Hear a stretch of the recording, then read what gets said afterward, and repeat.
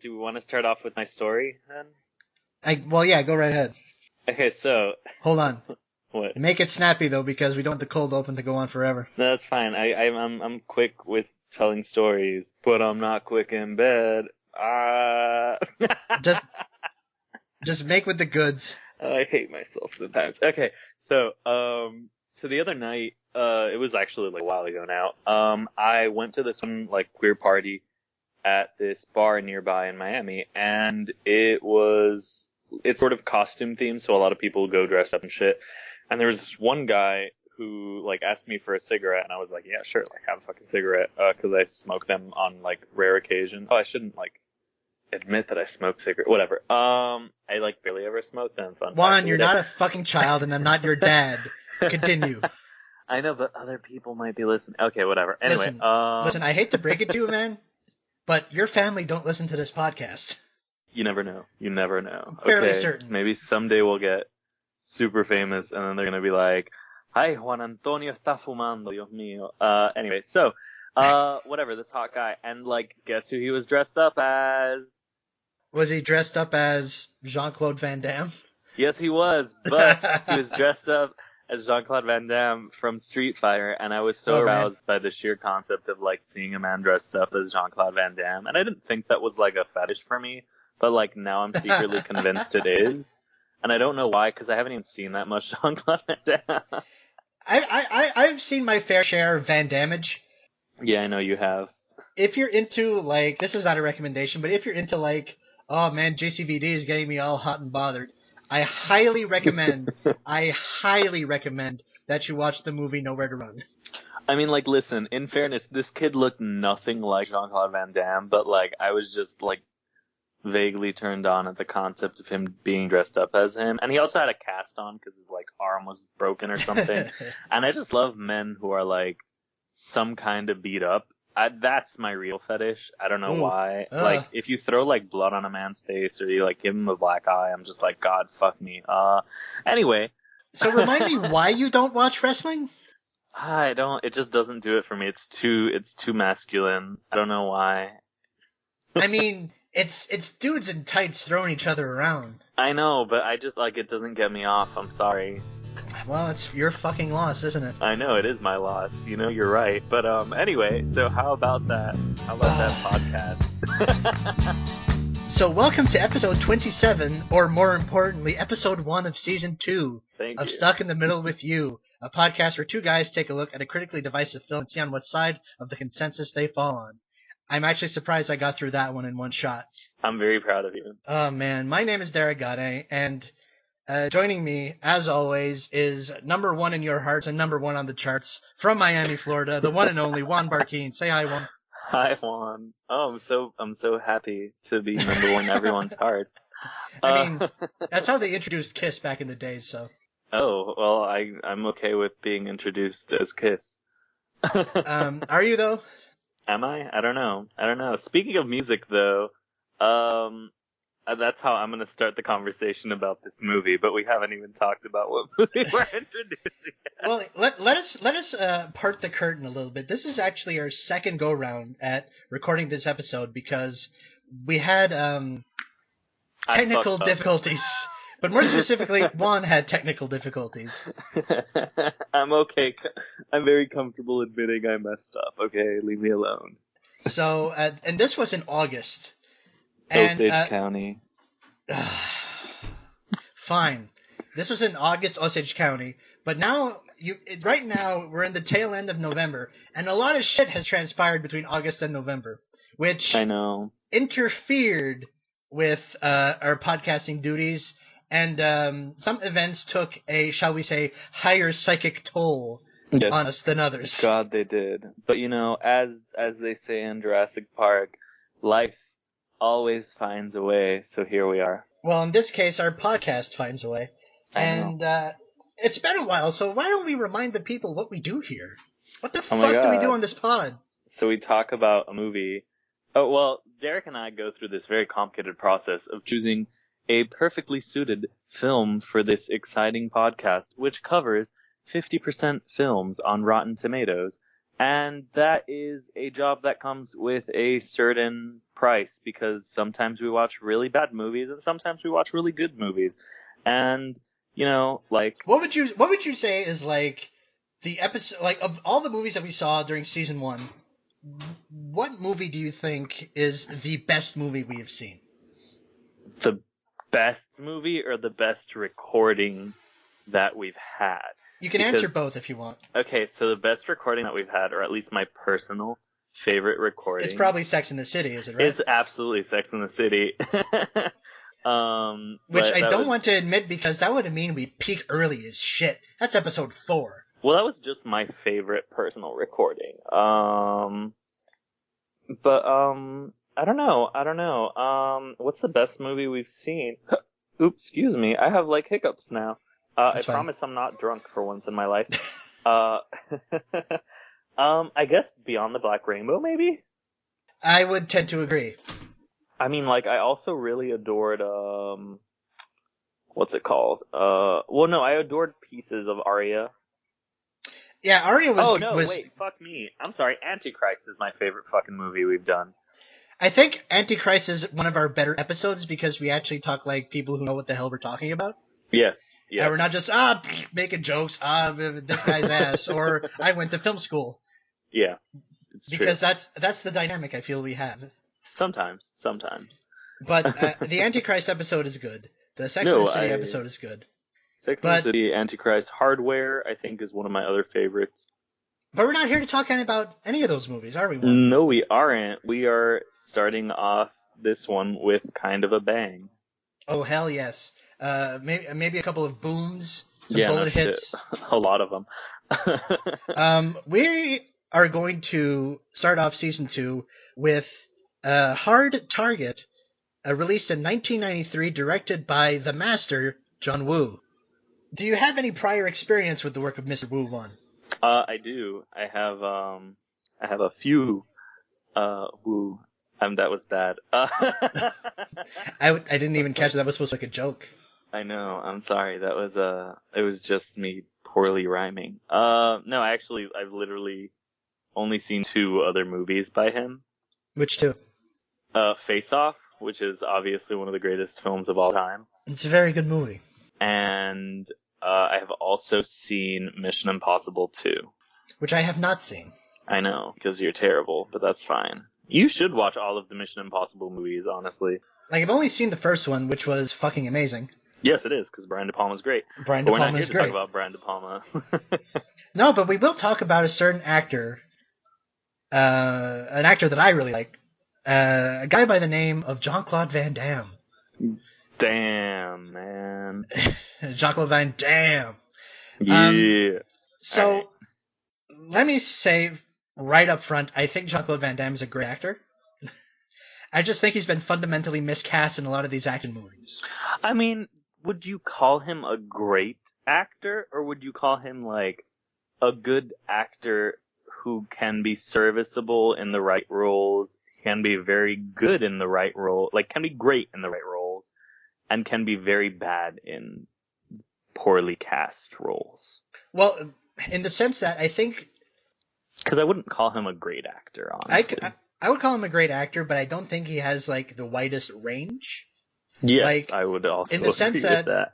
In the sense, like Don Knotts was a great actor, but he was really good at, like, one thing. Yes. He was, like, really good at, like, bugging his eyes and double taking and triple taking and... But that's my Don Knotts impression. Oh my god, that was a very... That was like the best thing I've ever heard. Totally. Sure. But in the sense, my point is he has a very narrow range. And yes. I think that Jean-Claude Van Damme has a wider range than Don Knotts, but I think the idea is he's cast, like, especially in the halcyon days of the 1990s, he's cast as, like, the quipping badass in these action movies. Yes. And quipping is literally the thing he does the worst. Oh my god, it is, though. But it's so good sometimes, honestly. He's not great at landing those one-liners, and part of it is his acting style, and part of it is just his accent because he's Belgian. Yes. And it just doesn't suit him very well. But what suits Jean-Claude Van Damme very well is being scared, being stern, and being vulnerable. Yes. He doesn't get to flex a whole lot of that in this film. He does flex it a little bit. Not as much as he should. But I will say this movie, I mean, I feel like with a lot of John Woo, I guess the humor, I mean, it works for it regardless of who's delivering it a lot of the time. Like, I mean, there's a lot of lines in here that just a lot of people would describe as like so bad they're good, which I loathe that concept. But like, I think they work in spite of the fact that maybe he wasn't like the best at delivering them. I was going to say that he might be the worst actor in this film, but then I remembered that Yancey Butler's in this movie. I was about to say, I'm like, Yancey Butler's in this movie. How dare you? Okay, well, we're getting way ahead of ourselves. Okay, so Juan, what the fuck is Hard Target about? Oh my god. Who cares about the plot? It's about Chance. What is it? Boudreaux. Boudreaux. Yeah, Chance Boudreaux. Okay. Chance Boudreaux. My fucking French Canadian accent. Well, that's basically what Wilford Brimley sounds like later in the film, but we'll get. That's true. It really is. Okay, so Chance Boudreaux. He's like an out of work seaman, basically, I guess. Well, he's an ex-Marine looking for work. Like he was fucking Marlon Brando in On the Waterfront. Pretty much. And then he like saves this young woman, and he finds out that this young woman, Natasha Binder, is trying to find her missing father. And then they just kind of like team up and try to find her dad. And then it becomes this like convoluted mess that turns into the most dangerous game. Yeah, it actually starts off like the most dangerous game because the first sequence of the film, it's a guy running away from just like a small army of people with like crossbows and like machine guns and such, and fucking Lance Hendrickson like orchestrating the whole thing like the world's most evil conductor. I mean, I wish I was the world's... Like, I feel like that's like a title to aspire to, as world's most evil conductor. I mean, his name is Emile Fouchon. Ooh. That is a that even heel sounds name. Evil. That is a heel name if I ever heard one. And Lance Hendrickson just oozes intensity and just relishes in this role. A real pro. Yeah, but he's essentially just like a wealthy man who hunts down like former homeless former soldiers. And it's like this movie has no interest in making any real commentary on the fact that like America takes its Marines and like soldiers for granted, even though they're like you would expect it to have something like that when it's about like literally hunting down and killing homeless soldiers. But John Woo's just like, fuck it. Well, it's not so much that John Woo says fuck it. So is Chuck Farrer. Well,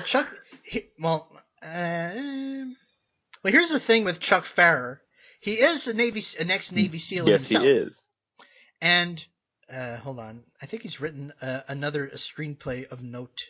He's written like multiple works of like fiction and nonfiction. Yeah, he either wrote or co-wrote Navy SEALs. Yeah, he gave to like Navy SEAls, and he also gave to like Barbed Wire and Darkman though. So I mean, like, yeah, he contributed to Darkman. I'm like, in fairness, are we really gonna trust this man with our? I mean, there is a small twinge of Darkman in this movie because guess who's got an executive producer's credit on this movie? Sam Raimi. That's right. Yep. So. I mean, there's a little twinge of this in the sort of the camera work, the stylization, but this is clearly a John Woo film. No, like 100%. But I think it's interesting that this whole movie happens because, all right, the underlying thing here is that Lance Hendrickson's character is a globetrotter. Like he goes around and organizes these hunts, and it's kind of implied that he comes to New Orleans because there is a police strike. So there's no cops in the city. Oh, that's true. I actually forgot about that. I'm not gonna lie. And so there's this whole sort of through line about like the rich literally hunting down the disenfranchised. Mm-hmm. But do you think the film explores it as much as it should and or could have? I think it doesn't explore it so much as that uses it as sort of like like a line to pin things on. Yeah. Because the bread and butter of this movie is the action. Is the action. I mean, clearly it's the action. Mm-hmm. I mean, okay, so like with regards to this plot, before we actually know, like before it officially reveals itself as the most dangerous game, it plays coy with that concept for like quite a while, just by taking Natasha and Chance through this like this relationship building, and it's like a very awkward like romance almost. Like upon rewatching it, I feel like the relationship is one-sided. It is entirely like so. Like Yancey Butler and Van Damme are in two different movies. Yes, Yancey Butler's like playing it up, and yeah, she's playing it up, and he is not. He's not having this romance whatsoever. Yeah, he's all business. Yes, exactly. And like the fact that he just happens to save her constantly. That's just because he's like lawful good. Yeah, exactly. And then it becomes this, I don't know, it just becomes this bloated mess. It's the first 50 minutes of this movie are such a narrative slog whenever it's not jumping into an action scene, and it's so frustrating. I mean, yeah, this doesn't have the kind of barreling momentum or sort of intricate operatic plot one would expect of of the Hong Kong John Woo movies, like a Hard Boiled or The Killer or something great like that. Because this is definitely below that in terms of just power. Quality. No, but like even if you look at like something like Face Off takes like a relatively like simple dumb plot and like boils it completely out of like, it just makes it fucking insane, and it keeps on getting higher and higher and higher.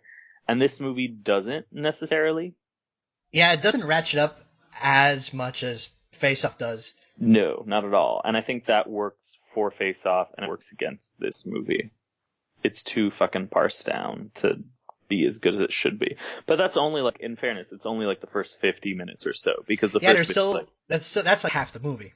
Yes, no, the other portion of this, like I would say like 45 minutes or so is like magnificent. But so the pros of, I think, the first half are, it's obviously not the narrative, but there are some like very good action sequences, and there's also, I think, like one of my favorite things about this movie is actually the score. It just like opens up with this really sweet saxophone. Yeah, there is like a weird mix of like sort of blues, like Zydeco local music, and just this like 90s butt rock. Yeah, and it also like there's this one point where like it shifts into like this weird country western music, and like he's literally just kicking ass and switching between the real time action and then the slow-mo, which is obviously like so heavily used in this movie.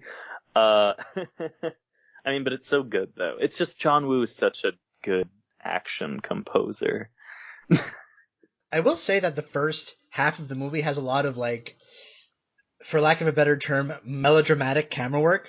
Oh, absolutely. It sets you right the fuck up for like these heightened emotional stakes, and that's part of the reason why Yancey Butler sticks out like a sore fucking thumb. Because she no-sells everything. I know. She is the blankest canvas I have ever seen in my life.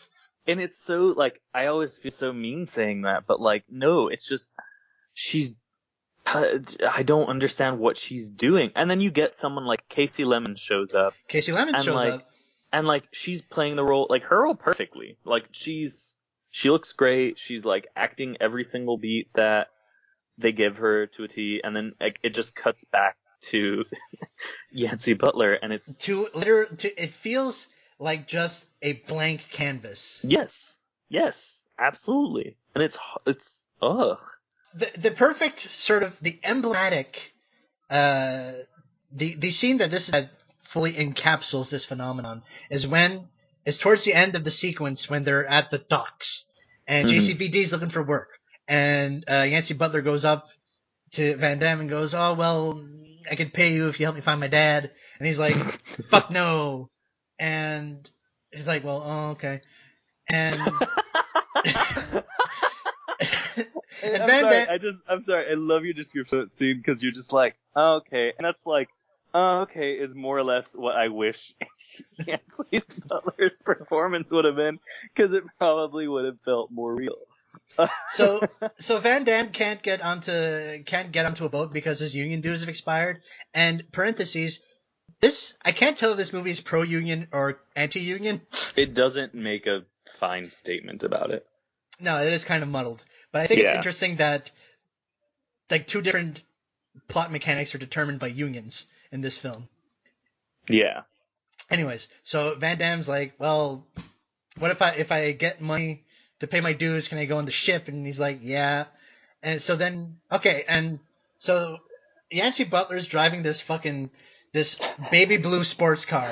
This very early 90s, he got a fucking baby blue number. Yep. And she's like, oh, I'm super annoyed because there are dudes with fucking moving barrels on the backs of trucks, and I'm annoyed because I'm a privileged lady in my fucking sports car and I can't fucking move anywhere. It's literally because of these people literally just doing their jobs trying to eke out a living. And the trucks and barrels part like the fucking Red Sea, and there is Jean-Claude Van Damme in all his bemulleted glory. God bless just that staring right at her. I mean, okay, so like, let me take a moment. No, let me finish. Finish. And she ostensibly does the pull down her sunglasses to go, yowza, and completely no-sells it. I don't buy it for a second. I don't buy it for a second either, at all. And then he accepts the job and very humorously asks for the exact same amount that his union dues are for. And, like, you would think he would try to at least get some more, but, like, this guy's just, like, no fucks given whatsoever. No. Like, his character is just truly, truly lawful good to, like... Okay, maybe not lawful good, because he is, like, prancing around with guns, shooting people. I don't know, man. I don't know, dude. I'm pretty sure he's, like, lawful good as fuck, though, because he wouldn't have been shooting at those dudes unless they were trying to start something. I think he's lawful neutral. Like, fine, like, I'll give in. But, like, can we discuss for a quick moment the mullet? I find the mullet fascinating as a hit. Here's the thing. This is 1993. I mean, this was... Jean-Claude Van Damme was, like... He is shot in this movie like the fucking hottest man alive. He really is, though. And, like, part of me gets it, but part of me doesn't. Like, I don't know. I don't think I'm that sexually attracted to him. But when they introduce him with, like, his eyes, his hair, and an earring, which was very de rigueur in the early 90s, too. Oh, yeah, for sure. So, no, this guy was, like, the hot shit, right? I mean, like, if you put, like, him and George Michael next to each other, like, in the early 90s, I feel like every woman would have probably died. Probably. Like, that's the thing. Like they would have just... That would have been, like, damn, uterus is all over the place. Now I have this horrible image of just walking around town, just piles of uteruses everywhere. I'm so glad you do, because that's exactly what I was hoping for. That's fucking horrible. It's so great. And, like... Why would you do that to me? Okay, so his character introduction, though, is literally, like... It's not even, like, a good character introduction for, like, someone that you're trying to market as, like, a sex object in the 90s, though. A sex object. Because it's just, like... Because you get to, like, the waitress comes up to him, and she's like, how's that gumbo, Chance? And, like, his first fucking thing is just, like, a tragedy. It's a tragedy. The coffee was tolerable, though. And I'm just like, this fucking guy. Like... But here's the thing. This kind of goes back to what I was saying earlier, is that he's supposed to be this roguish ass-kicker with, like, a propensity for one-liners and bon mots. But no, he doesn't do it super well. That's the thing. His one-liners, like, they're great one-liners because they're hilarious, but, like, his delivery is not magnificent in it. It's not. Like, what kind of name is Chance? Well, my mama took one. Like, that doesn't mean anything. I love it. I fucking love it. But, like, what did your mom take a chance on? Did she take a chance on, like, having you? Did she, like, Like, what, like, where is this backstory going? Nowhere, because I don't get one. Was it like an ABBA reference? I don't know. Right? Ticket. Let me not start singing ABBA right now, because then it'll just go all off the fucking rails. So Van Damme and Yancey Butler try to find Yancey Butler's dad. Yes.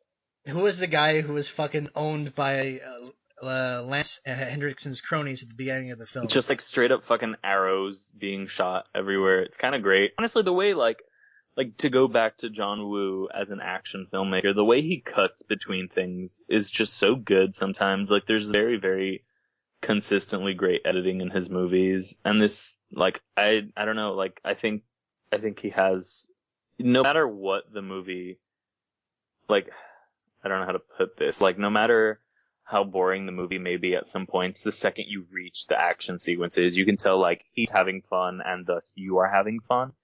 And well, the whole climax of the film, right? Yes. So, like, after these, like, 53 minutes of, like, hell, it becomes, like, it gets its shit together and realize, oh, man, we should make an actual action movie. And it becomes this, like, literal sequence of events of just action. It's just gunplay and kicks, and it's super well done. There's, like, a car shootout. There's a motorcycle chase that's magnificent. The motorcycle chase is very good. The motorcycle, I mean, like, that and, like, some, like, Jean-Claude Van Damme punching a snake in the face is really just, this movie hits its peak. Yeah, this is, like, that's, like, the perfect scene. It's like, get it together, man. We have to, like, there's no time for romance. There's a fucking snake about to bite you. Yes, exactly. And, like, alright, Yancey Butler's a fucking... I hate to keep ripping on her, but she's like... I know. I feel like she's like the weak link in the chain. She is. I mean, her and the story are like the two weakest links in this movie. Obviously Van Damme he's not perfect in it, but like he's compelling enough to keep us watching, and he's very good with action sequences. I'm very fond of Lance Fredrickson in this movie. Yeah, so am I. He's very good. He's like a perfect villain. He's a perfect heavy. He's the best. Yeah, no, he really is great in it. But, I mean, again, I think this movie peaks when it is taking advantage of, like, sheer scale of action. All of these explosions, train jumping, like, there's a lot of really good stuff in here. And as someone who doesn't watch as much action as most people I talk to tend to, it's, I don't know, it's such an exciting movie to watch because of these action sequences. What do you make of Wilford Brimley yelling in like Cajun French? I mean, it's I don't know. Like, do you think like outside of like Lance, is there like a single man in this movie who you think is like keyed in to like like like do you think there's like a genuinely good performance in here outside of him? I find Wilford Brimley's performance very entertaining. Yes. I mean, a guy like him, he's an old pro. He could just be doing any old thing and it'll be right on. I mean, I wouldn't put him up for like the Best Supporting Actor award or anything. No, God, no. But I do kind of like the sort of goofy bad guy that Sven-Ole Thornson plays. Okay. The guy who cuts off the dude's ear. Yeah.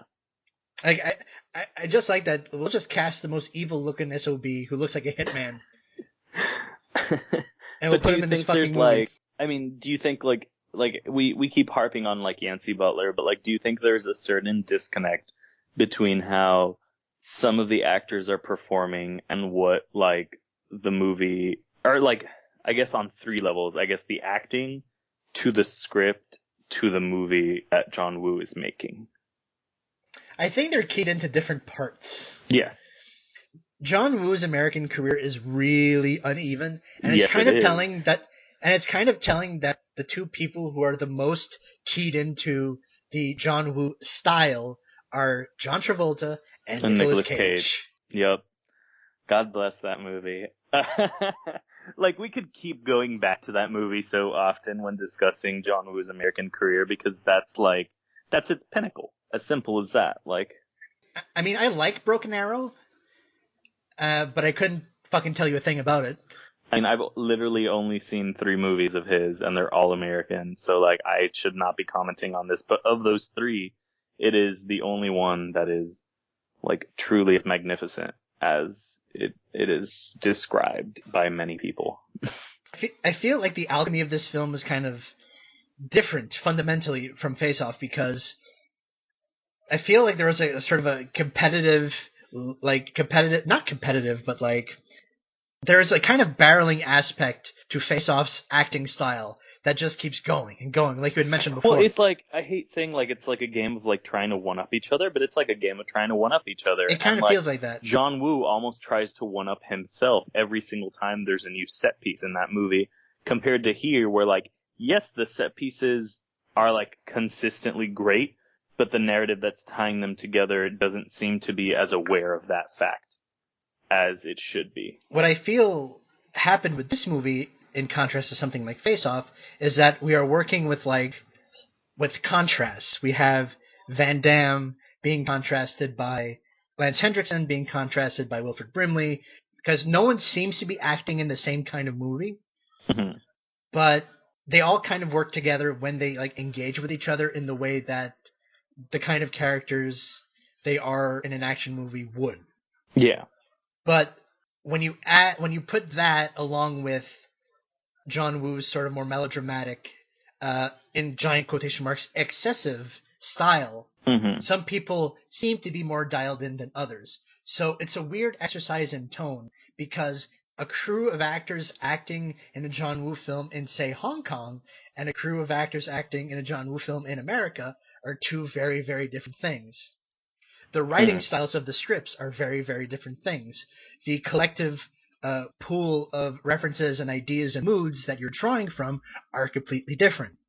Mm-hmm. Which is why John Woo's American movies are so wildly all over the place, varying in like quality and tone. Yes. Like and Face Off appears to be like a perfect fucking storm.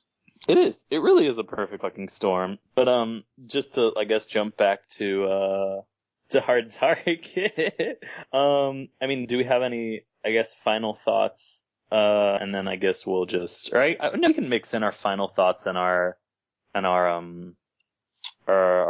rating for the movie. And our I guess. fresh rotten rating. Yes, fresh rotten ratings. Because as you all know, or if you're listening for the first time, who knows? As we always do in this podcast, we have to decide whether a film is fresh or rotten. And yeah, yep. I mean, do you want to go first, or do I go first, or who goes first? I don't remember. I'll go first.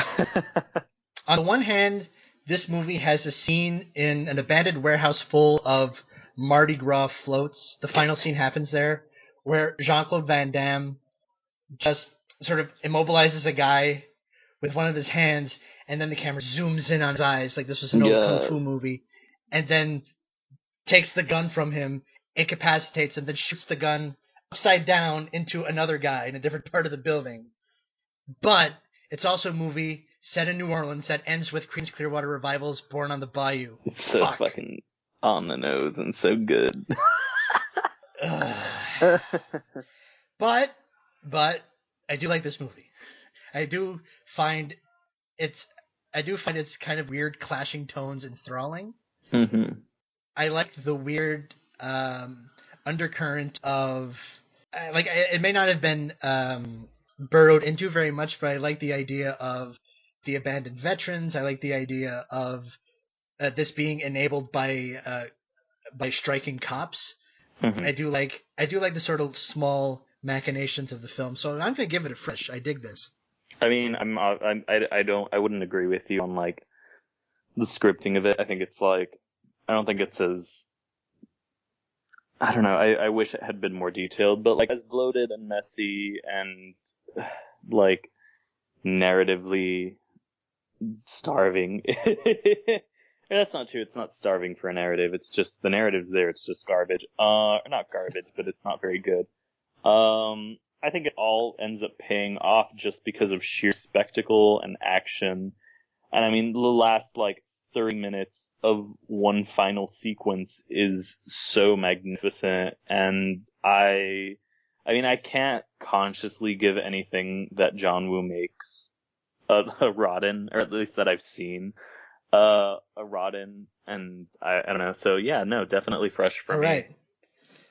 Hooray, agreeing. So, it's recommendation time. Yeah, it is. We'll recommend a movie that is related to the film that we covered, either by sharing a crew member, a genre, or a year of release. Mm-hmm. So what do you have for us, Juan? Well, my recommendation is a movie I've already overpraised throughout this entire podcast, and it's obviously Face Off. I think Face Off is a brilliant, brilliant work of art. I could watch it on repeat for the rest of my life. I hate people who are like, oh my god, Nick Cage is so bad he's good, and this movie is so bad he's good, because no, you're a fucking idiot if you think that. This movie is, it's so brilliant. Please try to explain the plot of Face Off, please. An FBI agent goes under a face transplant surgery and assumes, I'm just going to read it off IMDb at this. Okay, in order to foil an extortion plot, an FBI agent undergoes a face transplant surgery and assumes the identity and physical appearance of a ruthless terrorist, but the plan turns from bad to worse when the same criminal impersonates the cop. So literally, John Travolta and Nicolas Cage switch faces, and the film becomes this, amazing game of, one-upsmanship between both of them, and, Castor Troy is, the bad guy. That's Nicolas Sean Cage. Archer is the good guy, John Travolta. That's John Travolta. And it's just such a fucking ride. And there's a lot of other, great people in it. Joan Allen, Gina Gershon, John Carroll Lynch, Margaret Cho's in it as well. No, it's such a riveting movie, and the action sequences are magnificent, and it's great. I love that movie so much. Yeah, it's not just the one actor playing as the other. It's one actor playing as the other, playing as the other. Yes, and there's so many layers to it, and both of them are just such good performers when they're given the right roles, and I don't think either one of them gets as much credit as they deserve, which is very frustrating, but whatever. We can talk about that entirely a different day. So what is your recommendation, Derek? I'm going to go with the movie because Hard Target was John Woo's first American movie. So I'm going to go with the one he did right before that one, and that movie is called Hard Boiled. It was released in 1992, and it stars Chow Yun-fat and Tony Leung, two really good actors. Everyone keeps telling me I should watch it, and I will eventually. Yeah, let me see this. The film features Chow Yun-fat, a cop whose partner is killed in a tea house gunfight with a small army of gangsters. One of the mob's high-ranking assassins is an undercover cop, played by Tony Leung, who must team up with Chow Yun-fat for the common pursuit of taking down a crime syndicate. And the film climaxes in a hospital, which is just a bonkers action sequence. Very nice. Yes. So what did we say we were going to do for the next episode? Well, I'm just going to stick with my initial pick, which I may come to regret. I may come to enjoy thoroughly. Who knows? But it is going to be this little movie that I don't think a single human being outside of me heard of. And it is called #Horror by Tara Subkoff. It's about 6 pre-adolescent girls who face a night of terror when the compulsive addiction of an online social media game turns a moment of cyberbullying into a night of insanity. Are we sure this isn't Unfriended or Nerve? Listen, or one of those other if it's movies? Unfriended, I'm gonna throw a shit fit because everyone loved that movie and I hated it, and I'm I don't know, I'm never gonna get over that movie ever again. And then people are starting to reassess it even more positively, and I'm oh, stop forever. But it actually has 3 actresses I love in it. I'm assuming they're minor roles, but who knows, which are Taryn Manning, Natasha Lyonne, and Chloe Sevigny. So, I will literally watch anything for Chloe. Speaking of Chloe Sevigny, I just watched Love and Friendship, which is magnificent. I mean, I thought it was fine. You're not as keyed into fucking Whit Stillman as I am, though, in fairness. I don't think it's so much, because this is the first Whit Stillman film I have seen. Oh my god, I hate you so much. I think I'm just not as keyed into like mid-tier Jane Austen. Why are we friends, honestly? I mean, don't worry. The other Whit Stillman films are in my queue somewhere. I mean, I hope you watch them soon, but fine, whatever. I'll get to them eventually. So yeah, I guess next time we're doing #horror.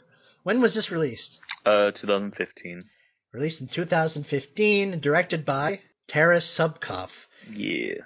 So this episode of the podcast is actually not only the first episode of season 2, but our first episode under the banner of the as yet unnamed podcast network that our good friend Matt Ribeiro runs. He's great.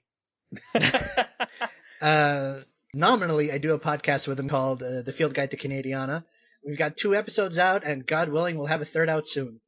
But most importantly, Juan and I run a website called Dim the House Lights. You can visit us at dimthehouselights.com. There you can find all manner of good shit pertaining to film criticism, reviews, essays, etc. And not just by us, but also by our friends who are also writers, Michelle R., Chris Mello, and Ross Burks. Incidentally, I'm going to take an opportunity right now to plug Michelle and Ross's podcast, Reloading the Canon. It's also great.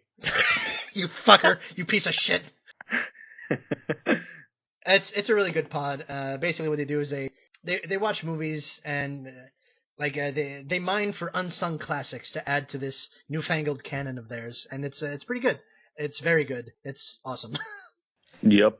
You can find Juan and I on Twitter and Letterboxd. I'm at both places at Derek_G. Juan is at both places at Whoa It's Juanito. That's WOAH It's Juanito altogether. And have a fabulous night.